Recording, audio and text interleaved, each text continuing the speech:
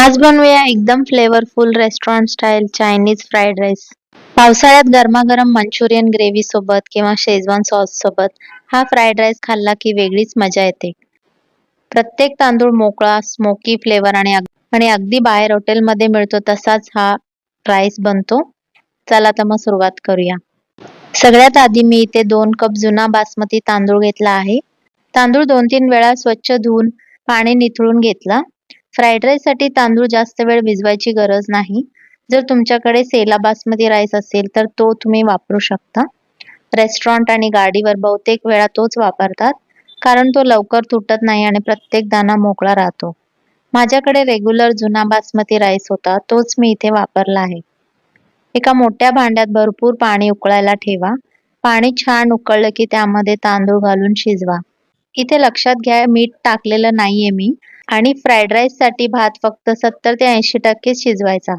तांदूळ अगदी मऊ झाला तर फ्राईड राईस चिकट होईल आणि मोकळा होणार नाही आणि दाणे देखील तुटतील. तर भात शिजला की लगेच गाळणीमध्ये काढा आणि पूर्णपणे थंड होऊ द्या. ही स्टेप अजिबात स्किप करू नका. छान मोकळा फ्राईड राईस बनवण्यासाठी भात थंड असणं गरजेचं आहे. आता माझ्याकडे इथे एक मोठी कढाई आहे लोखंडाची. त्यामध्ये मी हा राईस बनवणार आहे. तुमच्याकडे वॉक असेल तर त्यामध्ये अजून छान स्मोकी फ्लेवर येईल. कढई चांगली तापली की त्यामध्ये थोडंसं तेल घाला. तेल गरम झाल्यावर 1 मोठा चमचा बारीक चिरलेला लसूण, थोडीशी बारीक चिरलेली हिरवी मिरची आणि 1 मोठा चमचा बारीक चिरलेला आलं घालून हाय फ्लेमवर छान परतून घ्या. आता त्यामध्ये 2 मोठे चमचे ग्रीन चिली सॉस, 1 मोठा चमचा रेड चिली सॉस, 1 छोटा चमचा सोया सॉस आणि अर्धा छोटा चमचा काळी मिरी पावडर घाला. हे सगळं हाय फ्लेमवर 2-3 मिनिटं परतून घ्या. यानंतर बारीक चिरलेली कोबी आणि बारीक चिरलेला गाजर घाला. मी इथे जवळपास 2 गाजर आणि 1 वाटीभर गोबी वापरला आहे.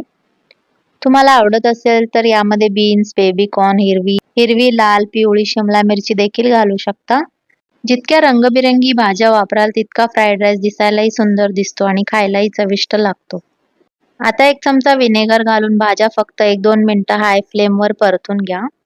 भाज्या पूर्ण शिजवायच्या नाहीये, त्यांचा हलका क्रंच राहिला पाहिजे, तेव्हाच रेस्टॉरंट सारखी चव येते. आता पूर्ण थंड झालेला भात घाला.